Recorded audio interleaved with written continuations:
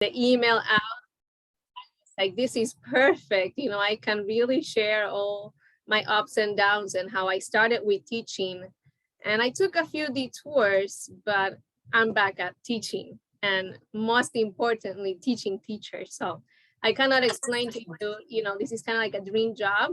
So I put a lot of effort and a lot of information that I gathered throughout the years.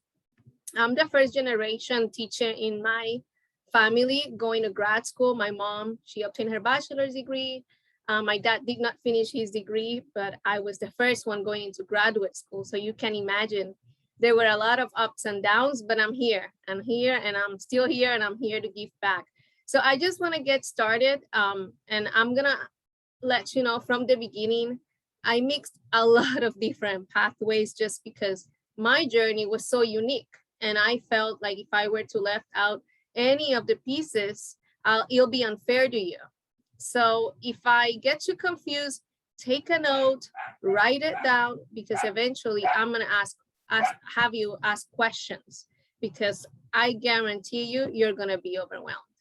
It's not even a doubt that I'm not gonna overwhelm you, because I'll be overwhelmed. If I was a student and you give me this much information, I'll be overwhelmed myself. Luckily, throughout my journey, I found different mentors that provided me this information and supported me along the way. So first of all, I wanna make sure you're in the right workshop. You're not in a different professional development session. Today, we are gonna be discussing how to make a career change and move into teaching and alternate routes into teaching. And I'm even gonna bring the global perspective into today's meeting, which is something quite unique. It was something that I wanted to do, but unfortunately at the time that I learned about it, my pathway was already mid-career. So it would have been a little bit hard to incorporate the global teaching into my specific career. So first thing I want to do, I want you to just take a look at my journey, my academic experience. I'm not gonna go, you know, line by line, but you could see I have 3 different degrees, and amongst these 3 different degrees, there's a lot of different subject matters.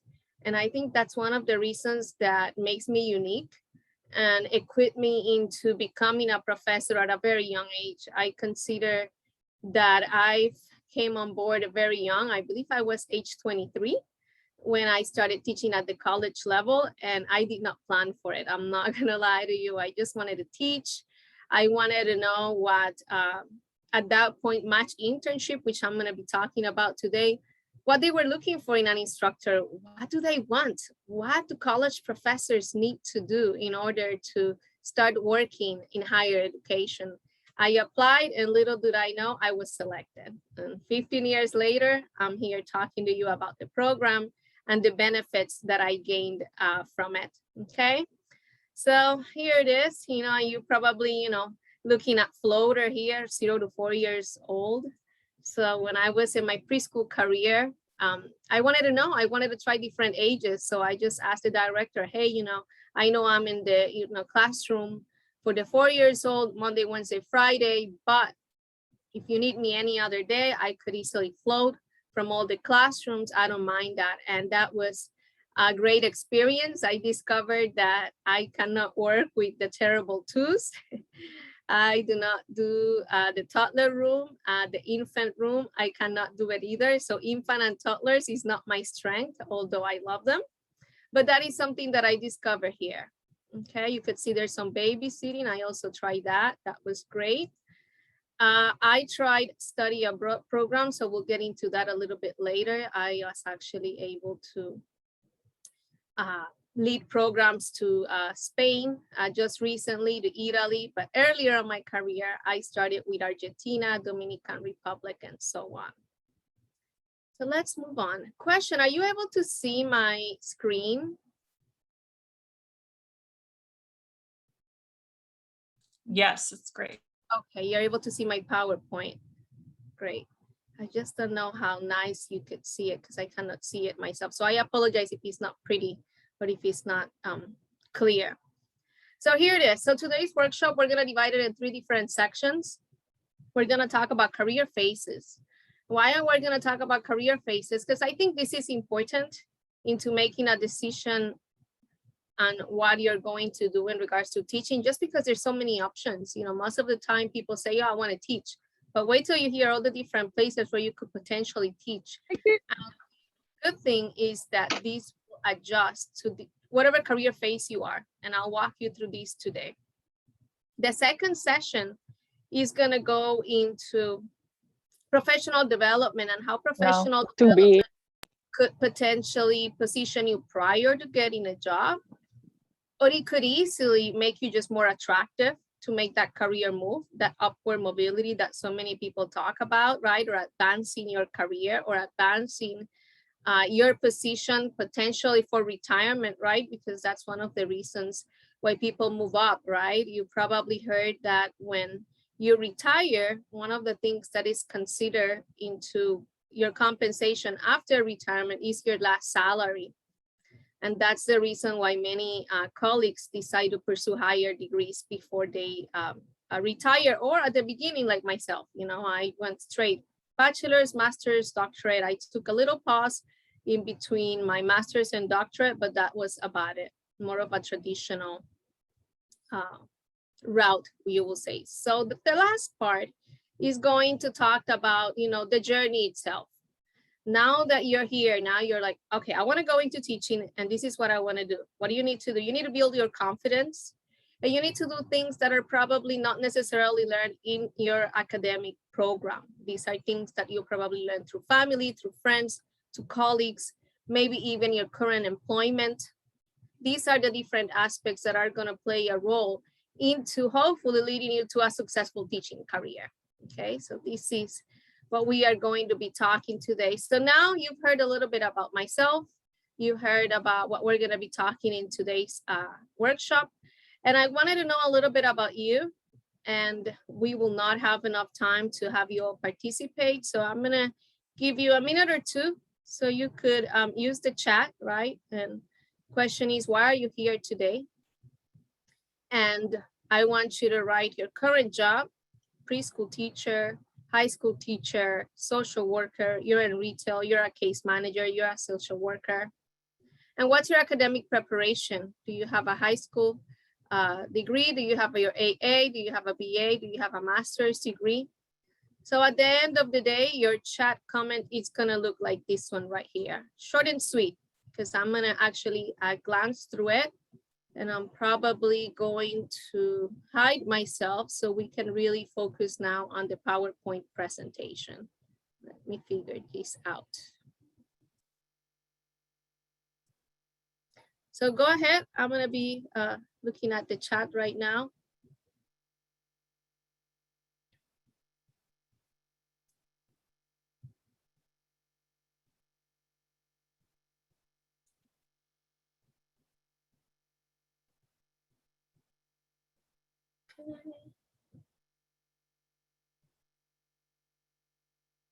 Let's see, students, special education.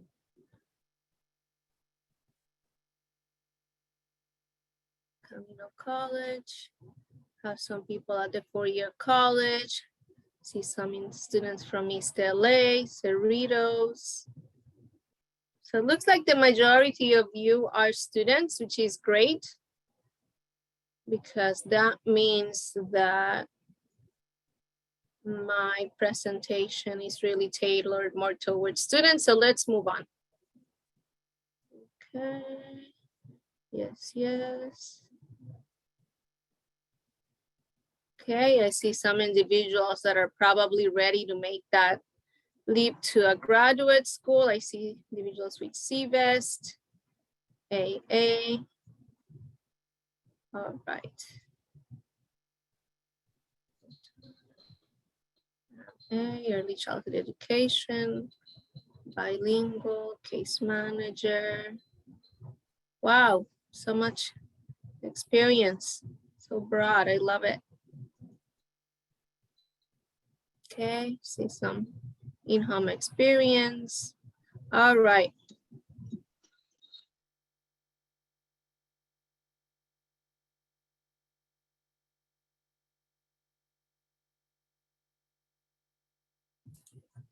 All right, so are you able to see this next slide that talks about career phases? Yes. Yes, okay. So when we talk about career phases, I would say majority of you are probably in the exploration route. And this is typically pre-employment. And this is typically learned through family, through friends, even through teachers. Then after this, you're in the establishment zone. This is your entry level. It's typically varied. For example, in my case, when I started teaching, I started working with a federal government program, and this was a 3rd grade classroom. Right after that, I started working at a special education classroom at a private school. Right after that, I started teaching dancing to girls that were 3 to 5 years old. After that, I started, I think, tutoring through the office of DSPS with special needs students. Then after this, I moved into mid-career. And in my mid-career, I will say this is when I was mostly in preschool. I was working at the Associated Student Children's Center at Cal State Northridge. And probably familiar with the child development centers. Most schools have a child development center. Like I know at ELAC we have one, at Mission College we have one, Cerrito College we have one. We have many of them. And that's where I started to work, and that's where I did the floating. And at the time, I was an exchange student. And I learned about the child development permit, which I assume some of you are probably familiar with the program or probably benefited from the program. So my director at the time said, Janice, there's this, permit that we would like you to pursue, and we are willing to pay the fees and pay for the extra units. Why don't you join it, right? So at that point, I'm established. I've established trust with my employer. I established that I am wanting to move forward and wanting to stay in the field. So now they're investing in me, right? So that's the establishment. Then I moved forward. I wanted to pursue a higher degree. I've noticed some of you have your early childhood education master's degree or are thinking about it. I was already credentialed at the time as a primary education teacher. So I was multiple subjects, but in California has multiple subjects. So I was in that route. But in the process, I learned about the child development permit, and that's my mid-career. Why did I decide to pursue this degree? Because it was offered to me. It was easy access. It was a win-win situation. My students were going to get better teacher, better methodologies. And on top of it, I was going to get an incentive. I don't know how many of you know, but these incentives are, I think at the time, they were about $2,000 per class if you were employed at a state child development center. I can't recall. This was, I don't know, 15 years ago. But this is mid-career. Now I'm benefiting from belonging to a specific group. And this is probably where a lot of you are right now. You're like, I've been doing this job for X amount of times. I'm ready to make a career change. So just like you here, I was also intrigued. I wanted to make a career move. And that career move was also motivated by wanting a higher salary. So at that time, I remember in the classroom for the, let's say it was the 3-year-old room, there was this lady that will walk in to provide specific services to one of our students. And I started to wonder, what is this person doing? Why is she coming in the classroom? And that's when I learned about the regional center. So you've probably heard about the regional center before. So I used my teaching experience to apply for my mid-career job as a caseworker with the regional center. Was I into teaching again? Yes, I was. I was a case manager, but guess who was doing the parent support group? I was doing the parent support group. So still, even though I'm a case manager, following my teaching pathway. And I think that's what I want to make the most clear today, that you are in charge. You are in charge of your journey as a teacher, and you have the tools to decide how are you going to go about it, as long as you don't lose your north. Because sometimes you may feel like you're like, oh, but I wanted to teach, and look what I'm doing right now. I'm at a doctor's office writing programs to teaching families how to eat healthy. You're still teaching, you're still imparting knowledge, you're still empowering others. And I think that's the one thing that as educators, we need to keep in mind, that we may take detours, but at the end of the day, if you look deeply inside, you're still making a change in someone's life. And I think that's why most of us are in the field. So this is your mid-career.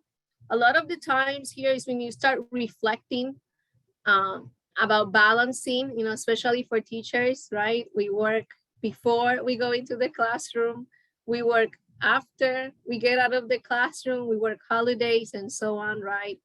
And this is when you start to reflect and try to, balance things out, which I find myself, I've been able to learn about this balance through professional development, just learning new skills to make my job more effective. Then we have another category, and that is your late career. And then in your late career, this is when you have climbed your hierarchy. So this is probably for some of you that are in child development, you probably started with your child development permit teacher's assistant, and you probably became a teacher, and you probably moved to, I think it's a site supervisor, and then an administrator. Haven't looked at this in a while.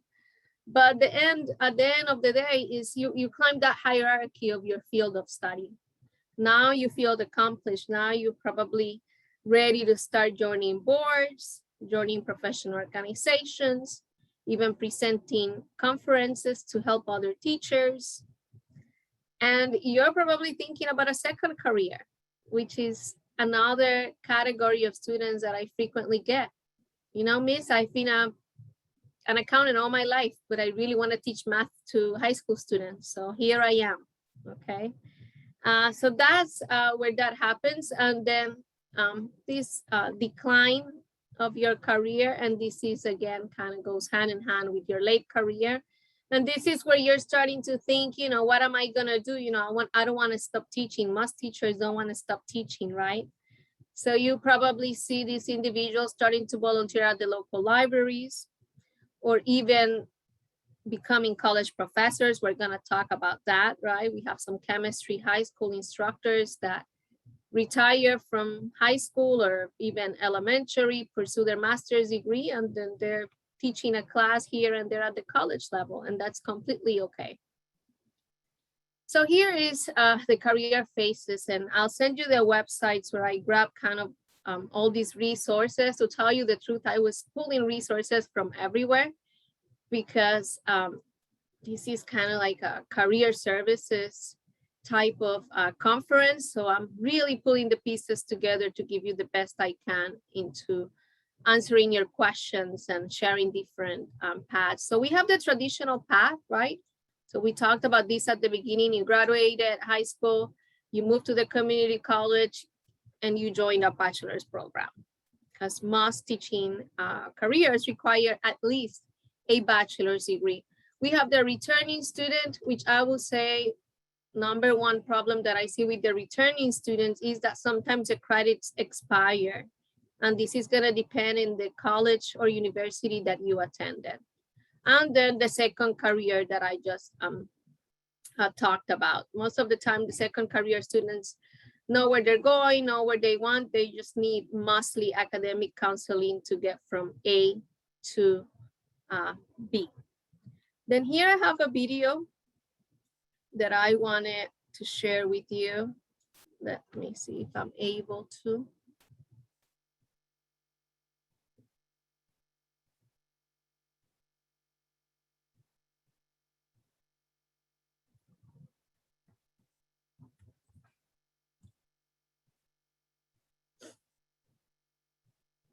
Okay.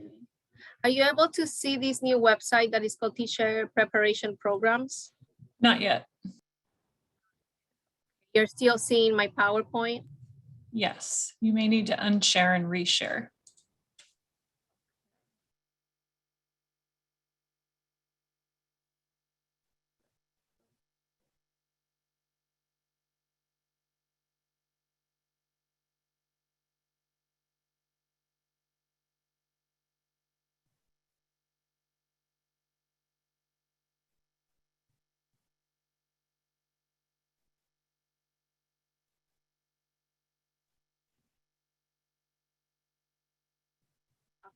So now are you able to see these California Community Colleges Yes. teacher pipeline? Yes. Okay. All right. So let me show you a short video.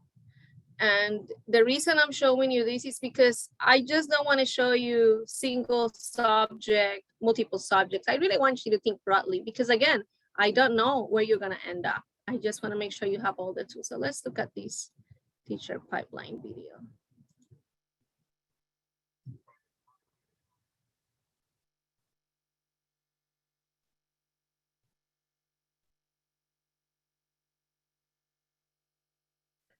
No sound.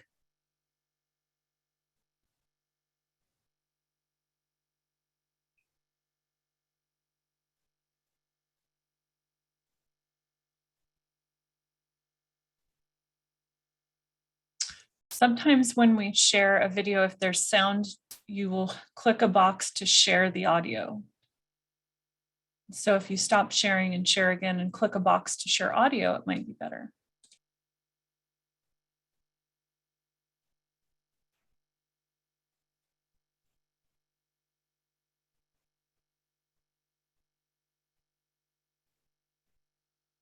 Okay, so I'm sorry, I think you weren't able to hear there was no sound in the video, right?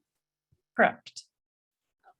If you share your screen, do you see a box to like optimize sound or to share your sound?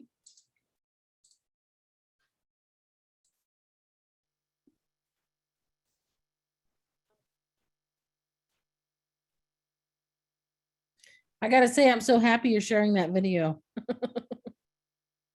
When you So I share the have- screen, I'm sorry, when you share the screen, you can click on advance and then you can have the audio that come from your PC to be broadcast to us.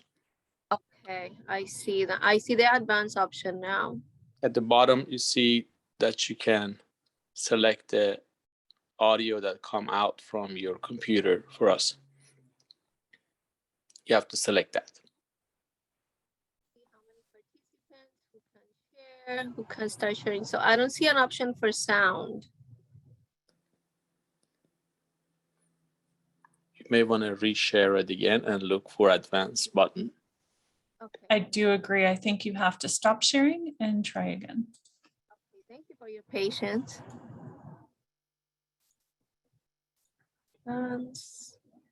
Yeah, no, when I click advance, it's just coming up as us to unmute.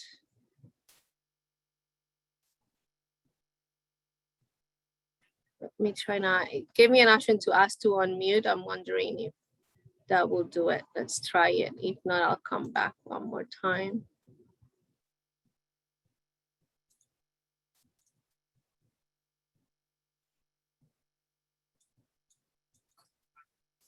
Are you able to hear it now?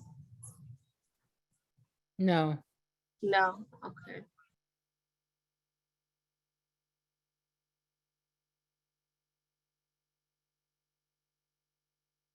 Someone asked in the chat if you're using earphones, because maybe that is not an option unless you go to advanced.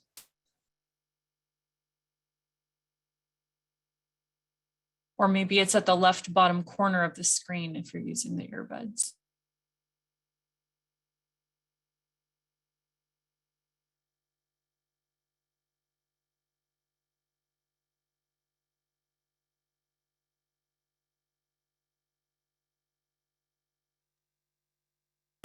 I guess, understanding or appreciation for the It's industry. working. We have sound now.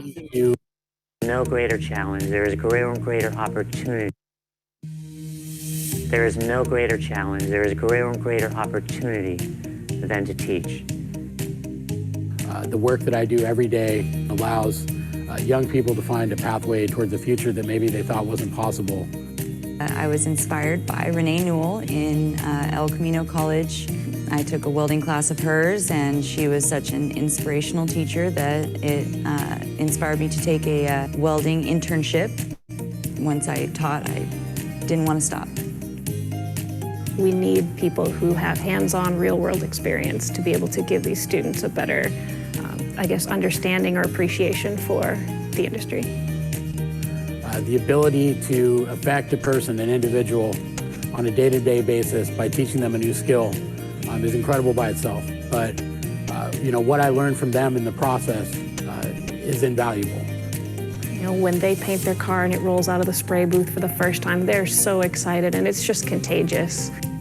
And being part of a teaching team at a college has allowed me access to training that I wouldn't have been able to afford before. So I can work with the folks from Tesla or the folks from Toyota or Honda in their research and development department, where I would never be able to make those kind of connections. The advice that I would give somebody who wanted to become a teacher, go after it. Make a conscious, deliberate, determined effort to get done what needs to get done to get there. To prepare to become a teacher, I am currently working in the field. I have about 1 year left of experience that I need, and my Associates of Science degree in engineering welding, dual major, which I should be done with in the next year. It is a tremendous feeling of renewal and energy and engagement when we provide our students those aha moments that, I get it, oh my gosh.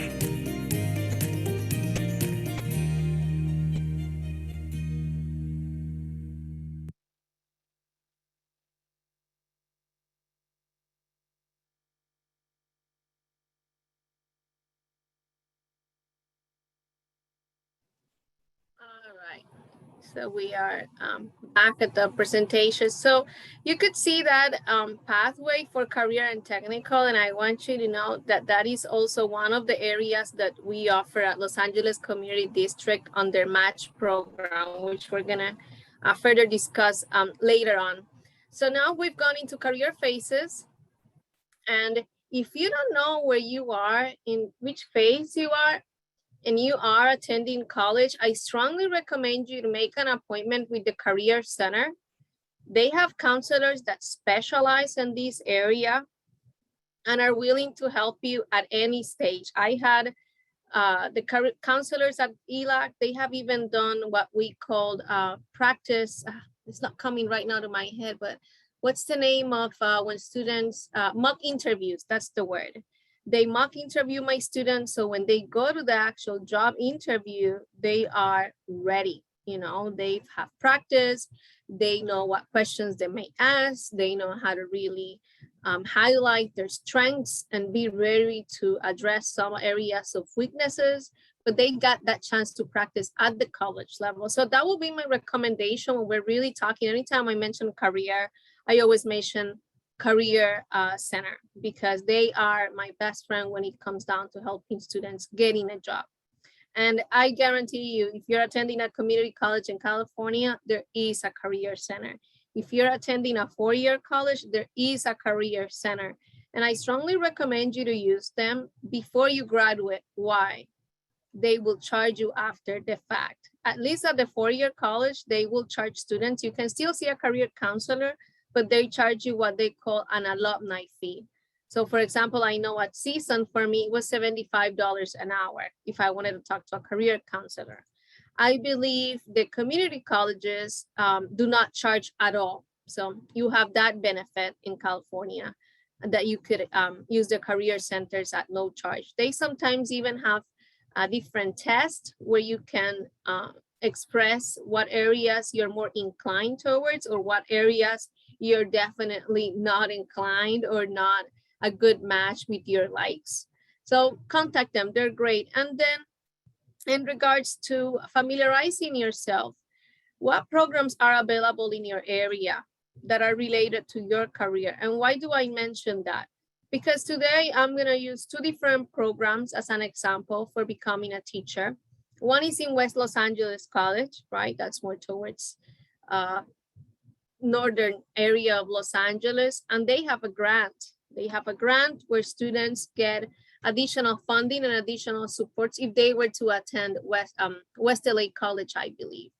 Then I'm going to show you another program in Cal State Northridge. I don't know if they have a grant right now. I was not able to find anything, but they have a program, but they don't have a grant. I'm going to show you East LA College. They have very unique programs. They don't have a grant at this time to transfer, but then they have other programs. So Very important, familiarize yourself what programs are available in your area to help you in regards to which phase you are really on. At the time when I was finishing my bachelor's degree, it was the child development permit, where I was getting my fees refunded and a stipend for taking these classes. It is also important to know the prerequisites or the amount of units that you are going to need in order to make this career move, this career change. For example, I have some of my students that are child development, happen to take 2 nutrition classes, and now they want to teach mothers, incoming mothers, in regards to nutrition, breastfeeding, and they want to work for a week. That's okay if they want to go and work for a week, but if they don't have the 6 units that the week requires in nutrition, then they will never be able to get a job. So very important for you to be informed from the very beginning. Also, to declare their major. A lot of the students start attending college, and in their head, they know they want to become a teacher, but they don't declare that major. They don't meet with that academic counselor to make that final decision. And sometimes that's how you miss out in incentives and programs. Because if we receive, I don't know, $200,000 to provide training, or for example, here at ELAC, we have a specific pot of money to provide tutoring for students in math and English, specific for child development. How do we know who to contact? Because we put students' name and their majors declared. So if in your head you are a child development major, but it's not declared, then you missed out of this great opportunity. Does that make sense, everyone? Yeah? Yeah, do you all have your academic programs in line? I hope so. Okay. So let's move on. Career phases. Any questions? I want to take a pause and know if you have any questions. I know there's a lot of you, or maybe if you want to type a question in the chat right now and I'll address it. Last comment I see on my end is from David. I can hear it now. Thank you, David, for letting me know that you could hear the video.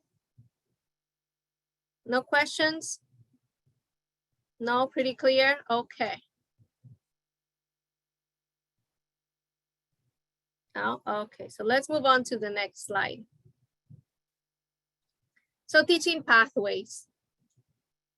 So for teaching pathways, you can select, you probably heard at the beginning, I said that I actually worked in I never worked at a charter. I never had a chance to work at a charter. But I worked at a private school and I worked at a public school. Never had a chance to work at a charter.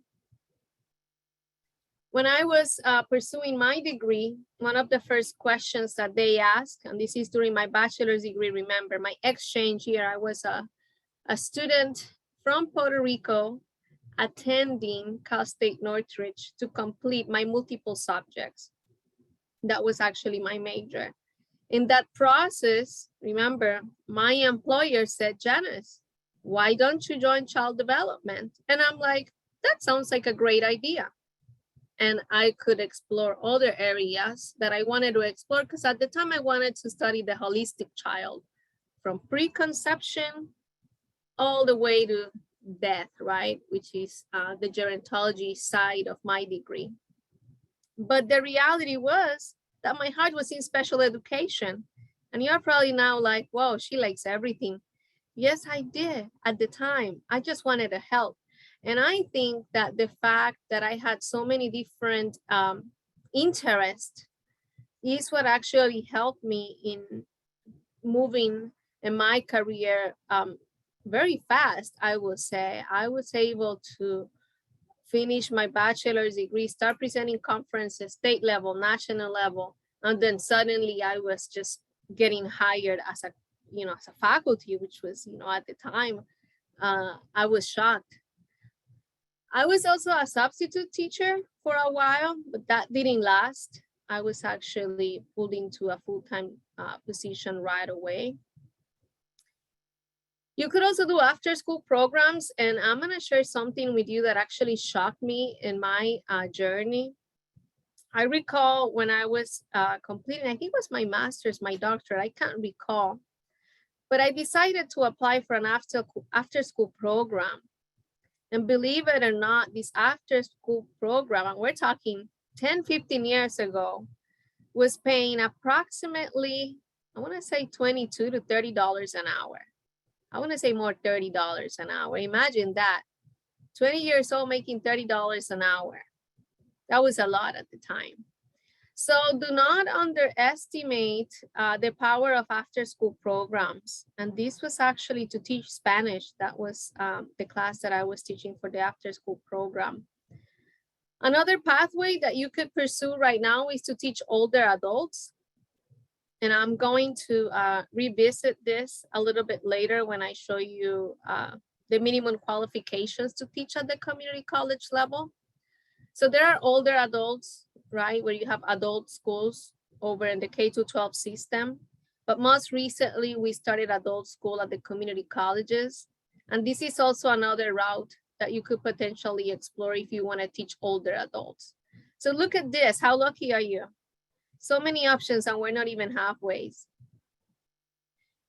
You could choose a grade level. So I talked 0 to 4, right? That's the child development permit that got professionalized. And probably the majority of you are in that route right now. You can choose to teach with a BA, with a bachelor's degree. You can teach adult education with a bachelor's degree, or you can get a credential and then start in the public system. Or you can pursue a doctorate and teach. And then you're probably, okay, with a doctorate, what can I do? Well, you can teach. You have two different options. You can stay at the community college level. And I would say that the big misconception about teaching at the community college level is that people think, oh, if I have a master's in education, I can teach at the community college level. Not really.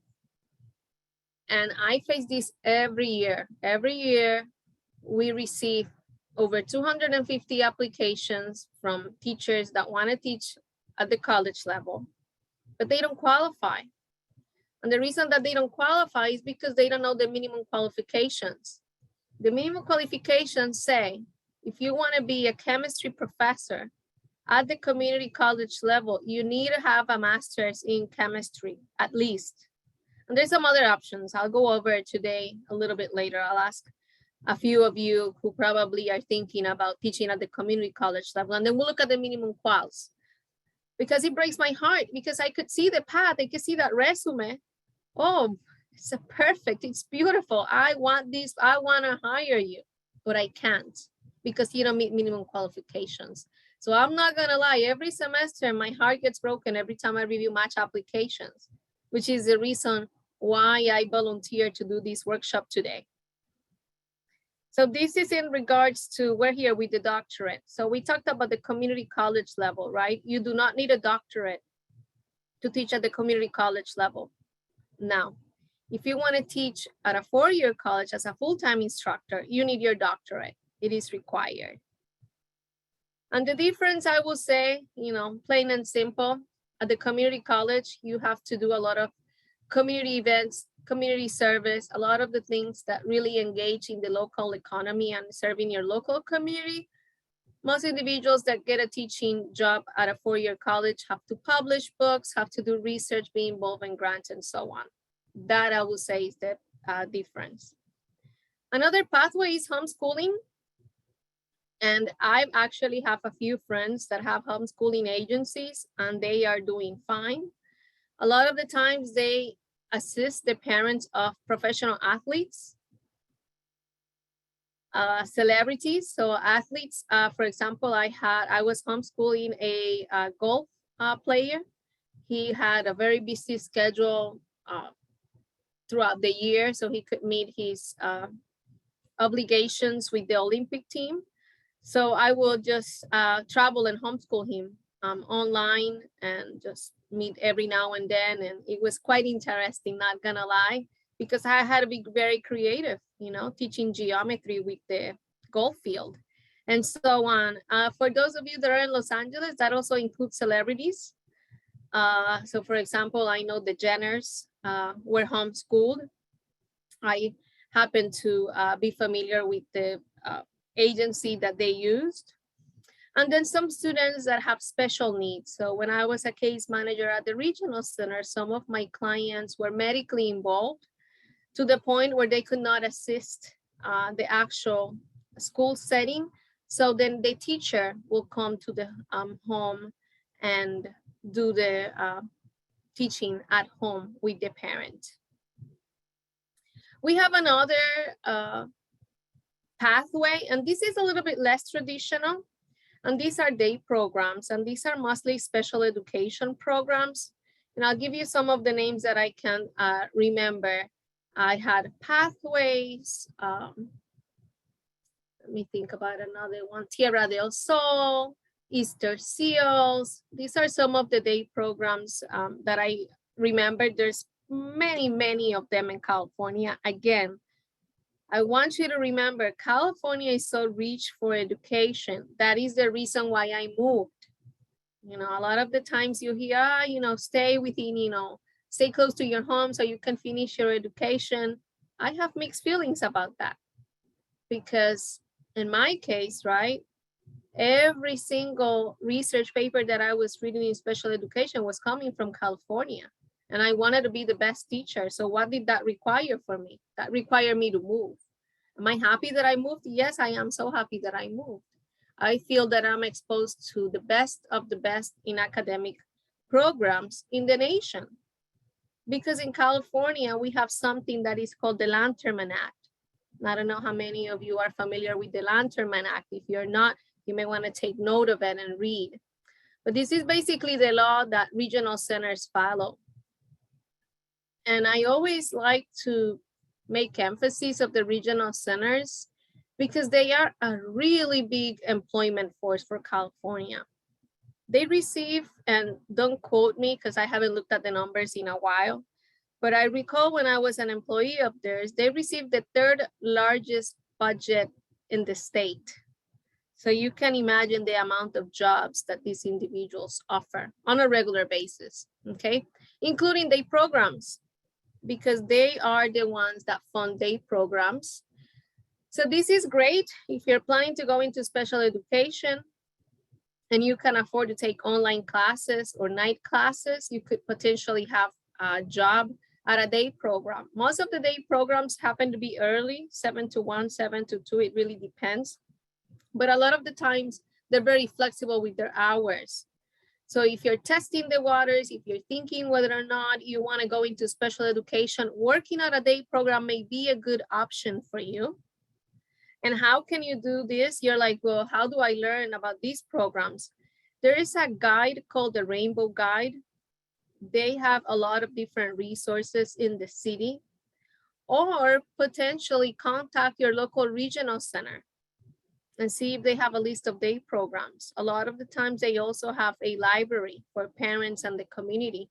And just let them know, hey, you know, I'm thinking about becoming a special education teacher, specifically serving autistic children or cerebral palsy. You know, could we meet? Could we have a chat? And most of the time, if they are available, they probably say yes. Okay, so that's for day programs. And then, you know, we can go in depth because then they have day programs that are specifically for autistic. Then they have specific programs that are for behaviors. They have day programs that are for older adults. They have day programs that are for teaching independent living skills. You name it. There's a whole other word that goes all the way to ICF, where ICF are called what's it called? Intermediate care facilities. And they're actually the agencies that have children that are medically involved, but cannot be at home.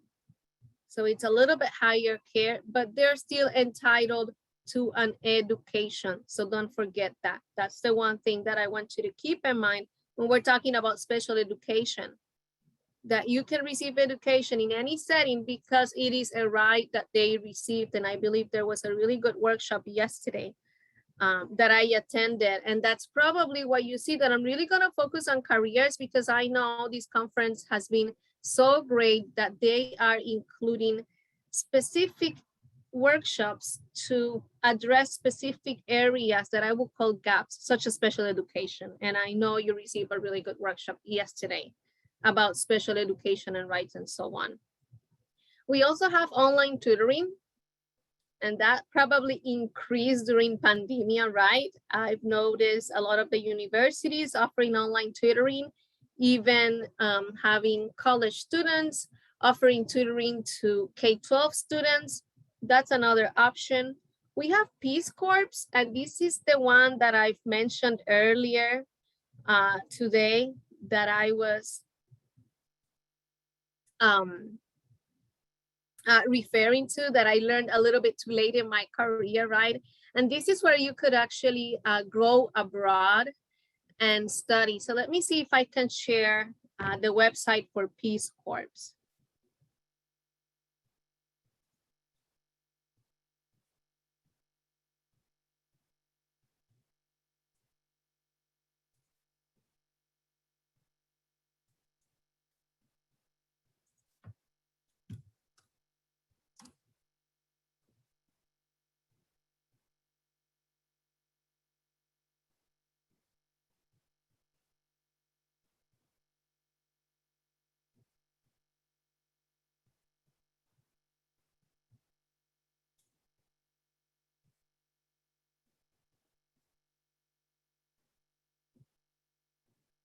Okay, so here, are you able to see the Peace Corps website now?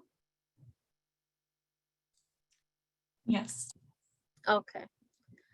So here you have, how to become a volunteer, the different countries, and most of the time it requires you at least 6 months.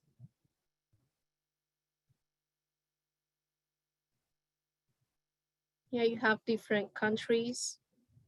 So let's say, let me see where I'm familiar with.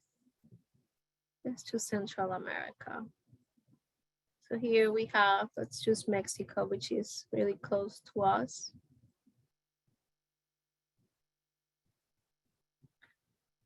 And then you have the amount of volunteers, the language,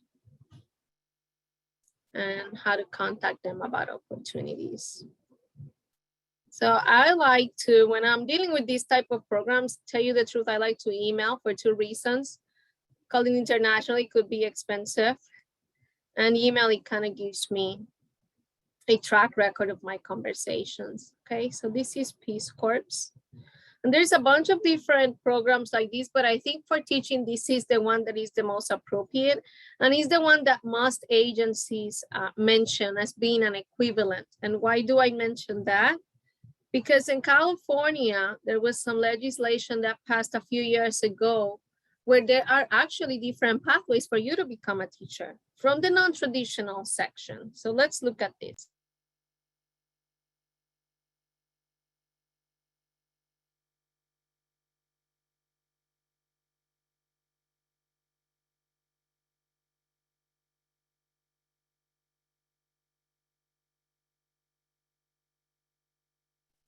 All right, so we're back to teaching pathways. So we just went over Peace Corps, and then teaching abroad. I actually am familiar with these teaching abroad programs. I have one of my close friends who signed up to teach in Thailand for 2 years. She was teaching English, and for her, she loved it.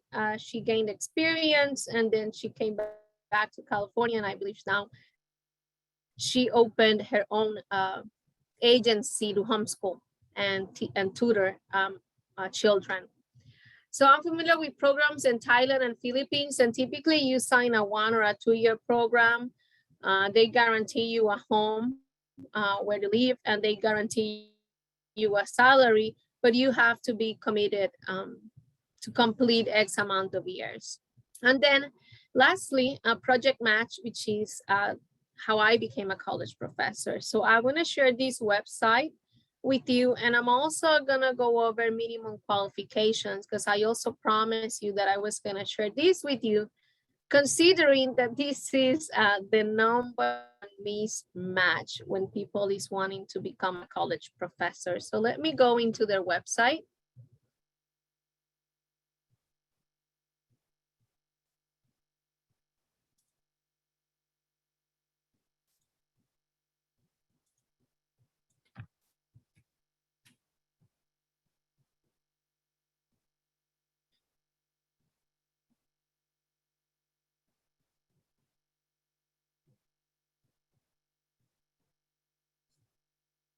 Okay. So here we have the match program. And you could see it's been going on for 30 years and you're probably, where have I been? Why I never heard of such thing. But believe it or not, it's been around for 30 years.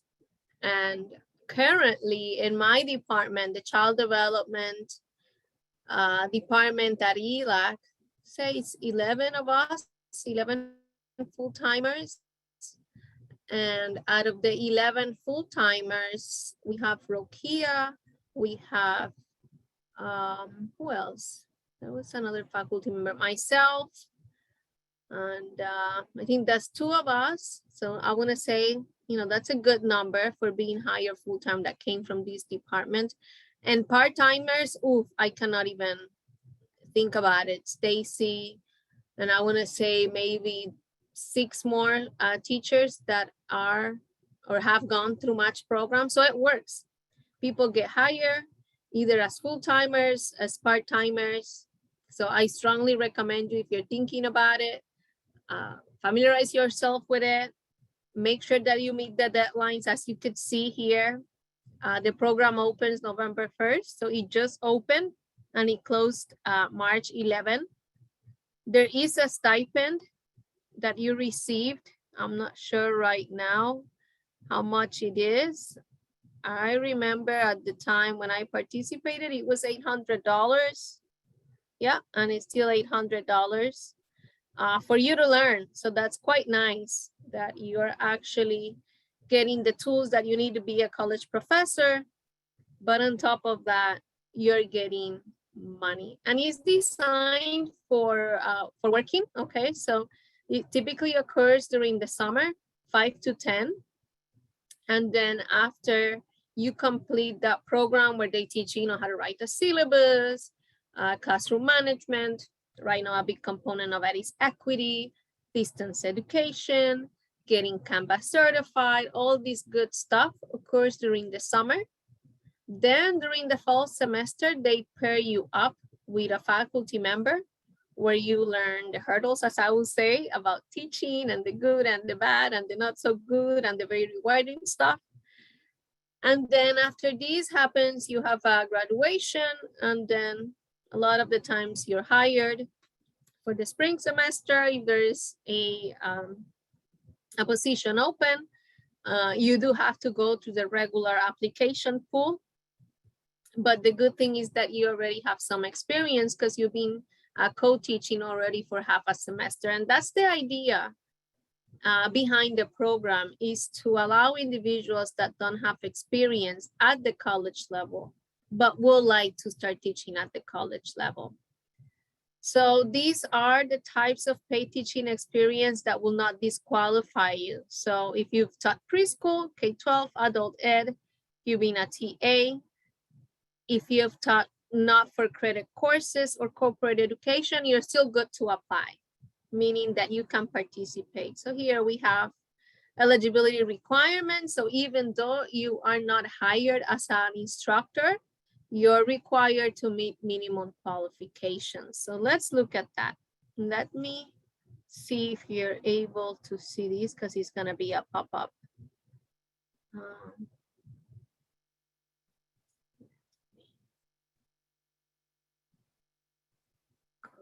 Here, let's see.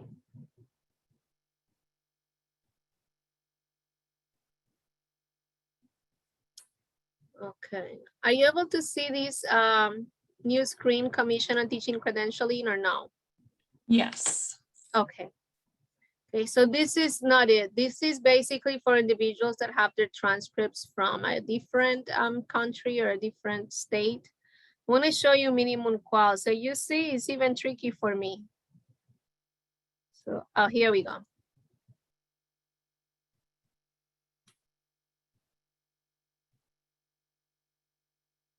For example, let's say you want to be a child development teacher at the community college level. We're going to go to this book. You can see it's 92 pages. And then I'm just going to take a shortcut, and then I'm going to type child development. So here we go. So here we have this big chart that says that for child development, you're gonna need a master's degree, but there's also an option for a bachelor's degree and professional experience. And I think that's about it. And then he's asking me to look at 32, page number 32. So let's look at the specifics.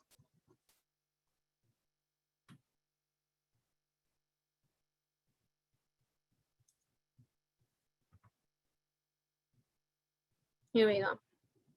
So child development teacher. So according to the state, you need to have a master's in child development, early childhood education, human development, home economics, family and consumer study with a specialization in child development, early childhood education, or educational psychology with a specialization in child development or early childhood education. If you do not have that, you could have a bachelor's degree in any of these disciplines above, and then meet any of these criteria here. Let's go to a completely different discipline. Let's go to an area of need. One of the areas of need in California is chemistry. So in order to teach chemistry at the community college level, you need a master's in chemistry. So even though you had your single subject credential to teach at the high school level, and you receive your master's in education, is not going to allow you to teach chemistry at the college level. And I think this is the #1 misconception for most college professors at the community college level at least, which is where most of my experience is. So I really hope that you can make good usage of this handbook. Okay, I think it's crucial if you're really wanting to make that leap sooner or later. Because remember, I said at the beginning of this presentation, you are in charge of your career pathway. Therefore, there are a lot of different resources, but it's really up to you. How do you use them to your benefit? And how do you embed them into your pathway to make sure that you still have that balance in between career, family life, and personal life? I want to make sure that this is also clear. You need to have a balance throughout, because teachers also get burnout. Teachers, social workers, really anybody in the human services field. And it's crucial to have this balance, because otherwise there's going to be nobody left to serve this population that needs us dearly. So let's go back now. If you know of the program, so here's everything, how to apply. And this is the website. You're going to see it's just like you're applying for a job. Okay.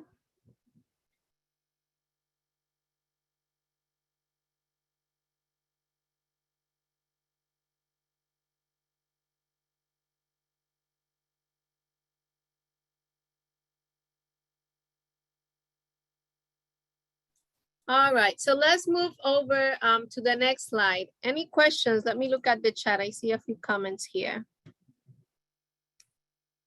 Okay.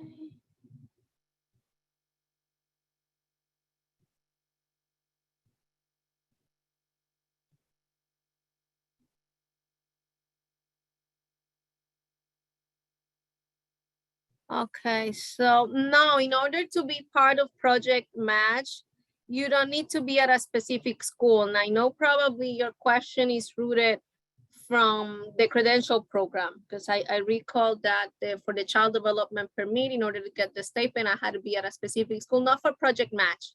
For Project Match participation, you just need to meet the qualification to whatever you're going to teach. So for example, I am Janice Velazquez, and I have a master's in family consumer sciences, and I'm interested in teaching anatomy. No, it's not going to happen, Ms. Velazquez, because your degree is in family consumer sciences. So even though you feel strongly about anatomy, the state says you cannot teach anatomy. So make sure that in that cover letter, when you apply for Project Match, you've done your homework. You know what you have, you know the experience, If you require your bachelor's degree or any prior education to be convalidated, that's the first link that I touch, and they also provide it on their website. So make sure that when you apply, your credits are clear and your cover letter is clear, that they match the minimum quals. Okay, let me look at the chat for more questions. I see that the link for the book was attached to the chat. So if you're interested on it, go and grab it. Could you please?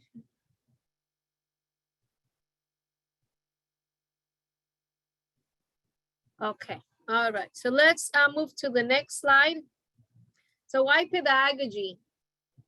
And I was gonna show you a video today. I don't know how many of you watch the video from Every Kid Needs a Champion.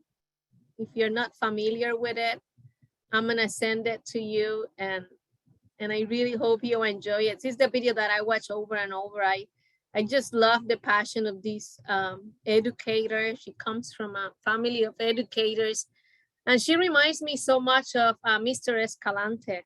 For those of you that are not familiar with Mr. Escalante, he is actually from our community in the East Los Angeles area. We actually have a program at ELA called the Escalante program. And she is a champion, you know, she's one of those educators that is truly empowering you and letting you know that we need you. We need you in the field, we need you committed, and we need you informed, which I think it's what really makes a great teacher, which is the reason why I bring professional development into this conference today.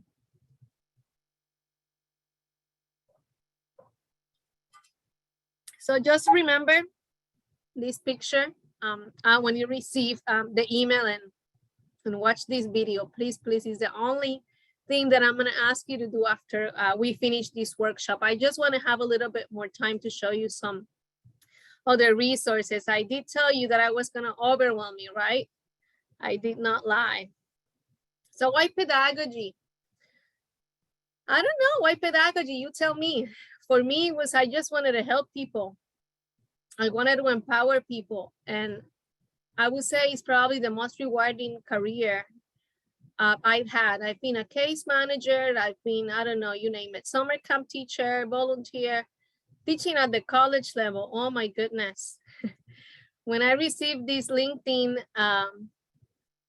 request, and I see students that I had 5 years ago are already done with graduate school, or they're now hiring my current students, you know, it's nerve-wracking. It's just a good feeling. But you need to be aware that at this time, going into pedagogy, going into teaching is a challenge. There are a lot of changes that are happening. Luckily, we're getting funding, you know. Luckily, the field is professionalizing and the current needs are being addressed, such as equity. I think this is a gap that we really needed to close to really get students from point A to B, providing different pathways for individuals that really want to teach and have the experience but did not know how. I think this is unique to California, unique to the laws and programs that we have, such as guided pathways. And you can see, what does this mean right now, right? So you could see enabling technologies.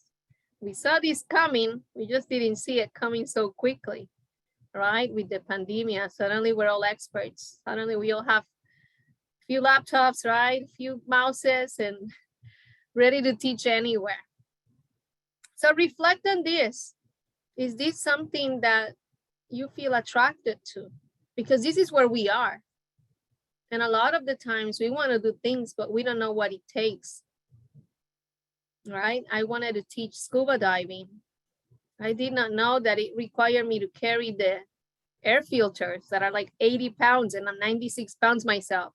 So guess what? Even though I wanted to teach scuba diving, I don't think I can do it. Not right now. Okay, so be aware of this.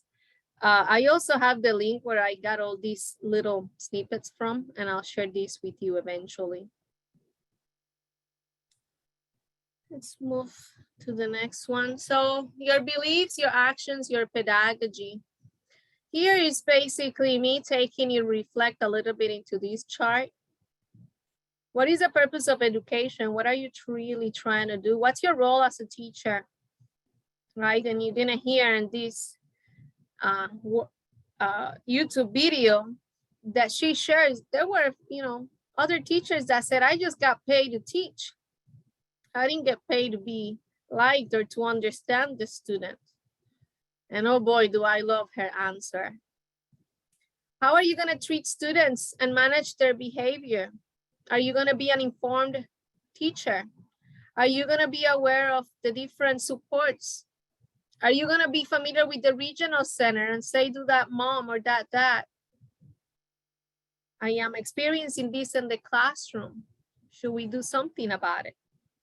Should we get additional support?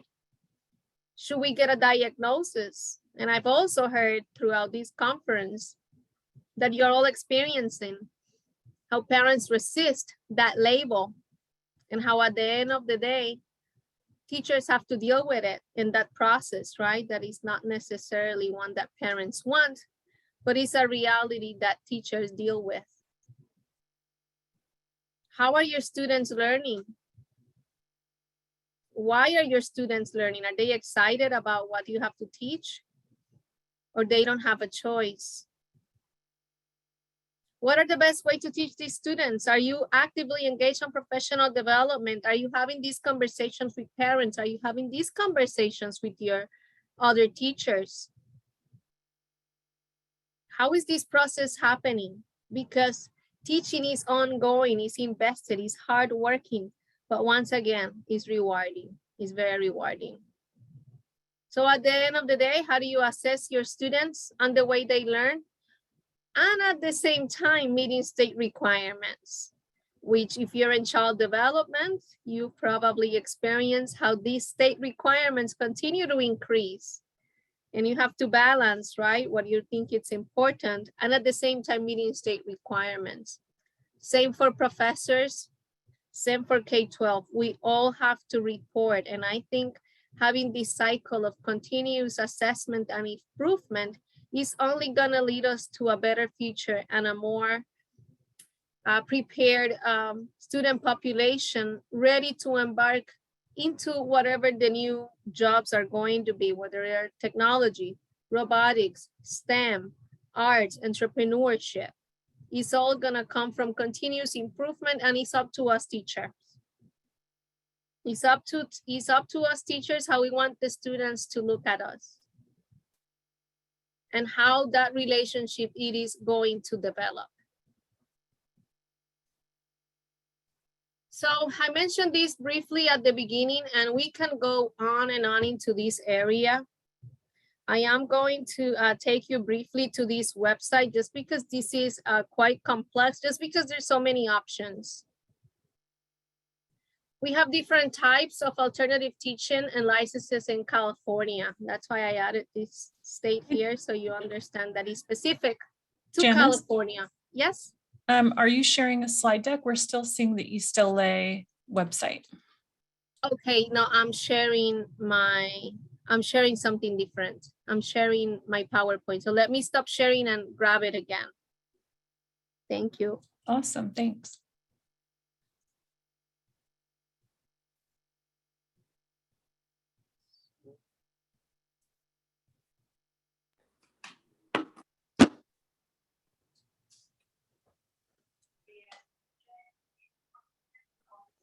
That better? Yes, thank you. All right. So here's the different types and alternative to teaching licenses in California. So you could do this through a university and internship program. You can go through a school internship program. You can do this teaching at a private school or at Peace Corps. Remember that I showed you Peace Corps earlier? Is because as I was preparing to this conference today, I continue to bump into Peace Corps. So if you're interested in this, make sure you get the nuts and bolts because it looks like it's possible. And it's new. This was not, back in the day, Peace Corps, you used to do it, yada, yada. You got the experience, but not to get a license. So I think this is quite impressive. It is very nice. And then there are some requirements for alternative certification. And like I said, if I could present a whole hour in this slide, which I'm not going to, but I'll share the website with you. Let me see if I could share it. No, I have 16 minutes. I'll probably come back to it if I have time at the end, and I'll show you how to navigate this. So your journey. Now we're gonna talk about you. Now you have the resources, and let's kind of start wrapping things up. One of the first things you can do if you're not too sure, ask a teacher you admire. I can tell you right now, for me, it was Diana Cruz, Diego Berrios, and Scott Plunkett. These were my teachers that I would look up to and say, I want to be like you. I want to dress like you. Believe it or not, I'm still good friends with all of them. I still go back to them every so often for advice. As I said, this journey never ends. You face new challenges, you face new opportunities, and nothing better than going to someone that you think you can look you up to. So this is how you can start. Ask that teacher how they started their journey, why they pursue their journey, and look at their resumes. I remember till this day, the first time that I looked at Dr. Scott Plunkett's resume was 14 pages. And I remember I said, Dr. Plunkett, but all along I've been hearing that your resume should not be more than 2 pages. And his answer was like, yeah, that's right. When you're entry level. I'm like, oh, okay. Now I know that, right? And now I look at my resume and I'm like, oh, Dr. Plunkett was right. This resume just keeps growing. All right. So I just wanted to share that with you because that's also another misconception, especially if you go into teaching and you go into college career. You want to add your grants, your publications, your collaborations. So your resume is not going to be 2 pages, and that's okay. But your resume needs to match the job that you're applying for and how you're going to enhance that. So this right here is the video that I wanted you to watch from Rita Pearson, Every Kid Needs a Champion. The education that you're going to need. So first step, figure it out. Ask somebody that is already a teacher. See what inspiration you can get from this instructor. Further your education. Decide whether you're gonna go to a traditional school or a cohort. I think cohorts are great.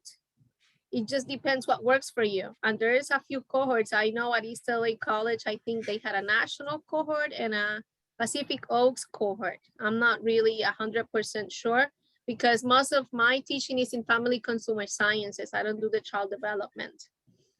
Consider online programs. And I would say when looking at online programs, look at the quality of the program.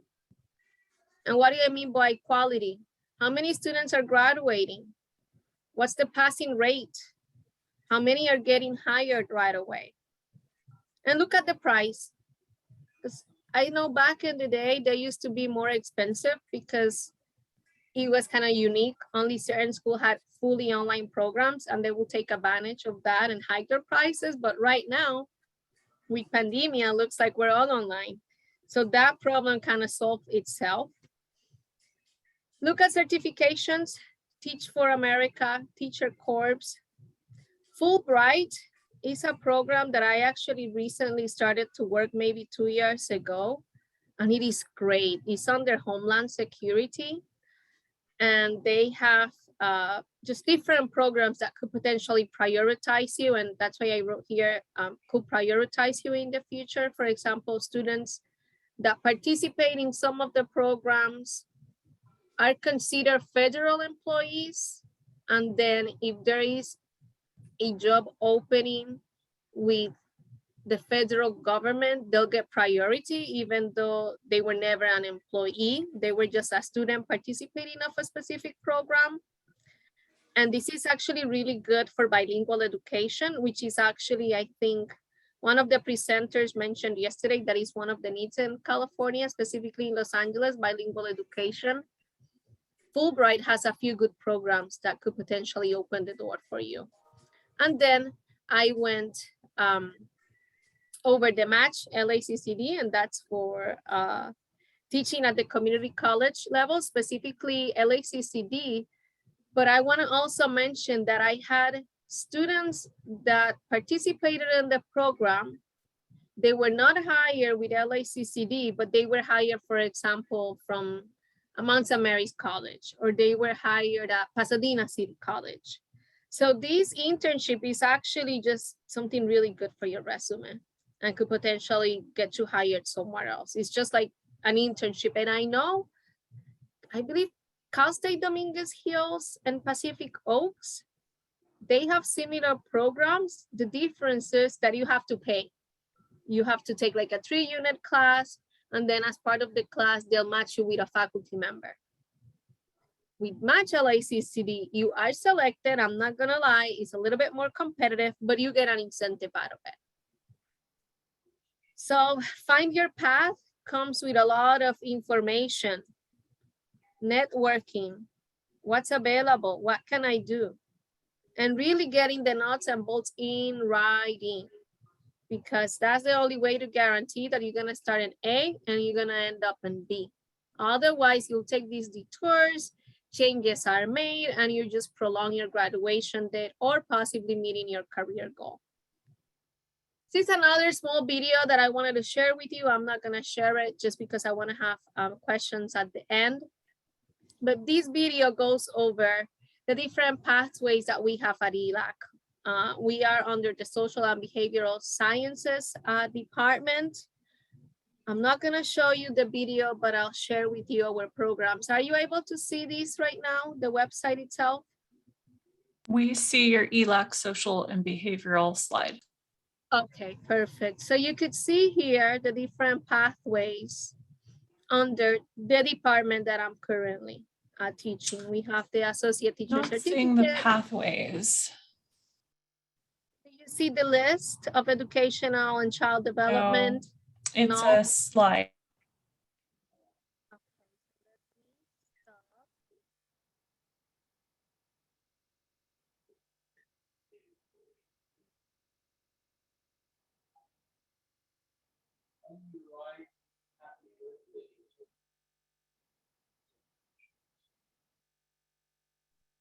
You able to see it now? Yes, I believe we are seeing that. Okay, great. So you can see here we have the teacher certificate 1. And the good thing about these teacher certificates is that they are attached to the permits. So if you complete the requirements, you're automatically completing the requirements for the permit. The only thing that you have to do, I understand, is your hours. 50 hours or whatever it is that the specific permit requires. And I want you to know that these certificates get updated so frequently. We have a very active faculty that are always changing and trying to figure out how to really align with the current jobs that are available around our campus. So here's this at the community college level. Let me show you the website for the Cal States.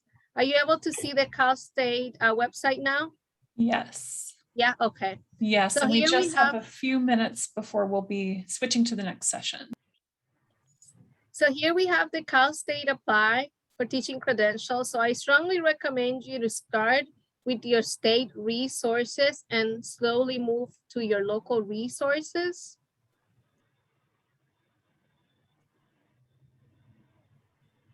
Are you able to see my PowerPoint now? Still seeing Cal State website. Cal State, okay, so let me go back. Never shared so many screens before, I think. They're all good screens too. All right, so again, wrapping things up, your academic preparation is going to be crucial.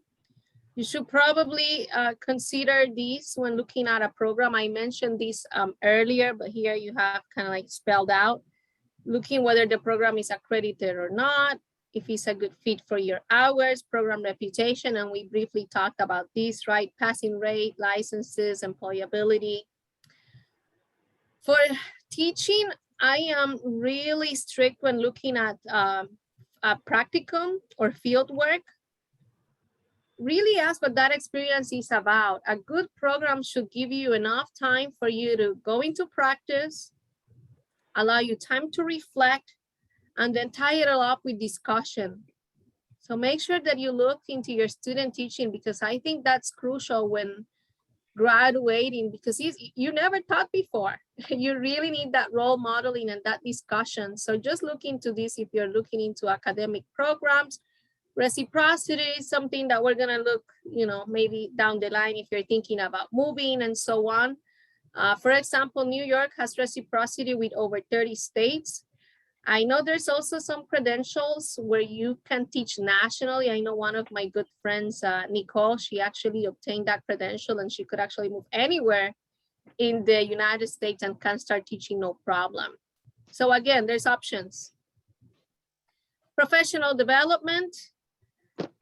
You can obtain this through your employment, professional organization, nonprofits, government agencies. So for example, I recall I completed the child abuse minded reported training.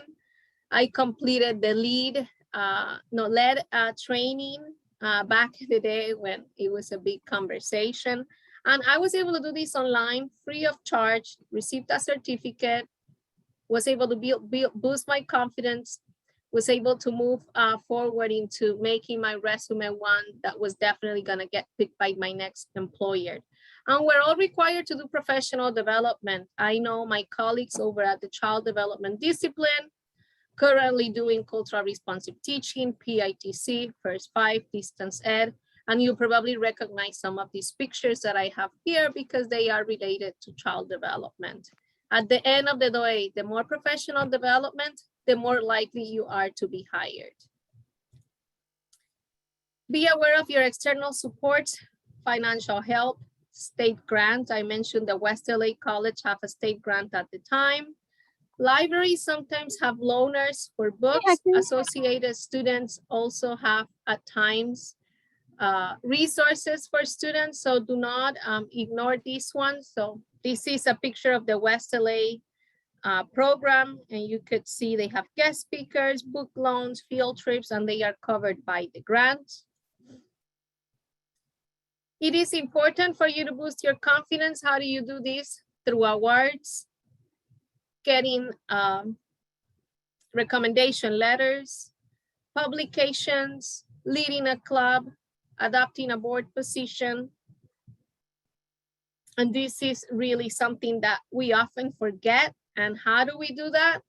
Get a professional portfolio, start putting everything in there, start collecting that, and little do you know, at the end of the year, you'll be proud of yourself. Because a lot of the times we do this naturally, right? We're just natural learners, and we forget how much we've done in a year. So I always say, even if it's a good email, even if just print it out, put it in that folder, it doesn't have to be organized all the time. Just once a year, just make sure it's there in one place. Are you ready? What's your attitudes? Are you open to possibilities? Are you flexible? Are you meeting prerequisites such as GPA, such as sometimes even a zip code will qualify you to a program or disqualify you for a program. It really depends. And lastly, employability. Are you meeting your minimum requirements? Do you have the education that it takes? Are you CPR? Are you fingerprint? And why do I mention this fingerprint? Often students want to go into fields that, because of life, often criminal records, they cannot work with children. So it is important for you to have this self-check. This is a tough area to talk about, but I have to bring it up because imagine you go to school for 4 years and at the end of your career, you cannot get a job. Highly disappointing. So just, be aware of these little things. Make sure you have good references. Keep up your networking. Flexible. And we are running out of time. We have 1 more minute. I think these slides I already went over at the beginning of the workshop. So I apologize, we are running out of time. Maybe we'll have a follow-up. This was really a lot for an hour and a half, but I hope that you were able to at least get you more curious about some of these topics and interested into pursuing a teaching career. Thank you so much on behalf of Teach for LA Regional Collaboratives for this wonderful presentation, the recording, and if you share your slides with us, we can post to our website right away. It'll be available on the Teach LA and CCTPP website. So thank you so much, everyone. We'll get you a lot of this information, wonderful slides and recording for your review later. Thank you so much to Janice. I really appreciate it. I hope everyone has a great rest of the day. Hopefully a lot of you can join the 2 p.m. sessions. There's 2 opportunities to choose. I'll stop the recording now since I'm going to head over to one of those sessions. So thank you, Janice.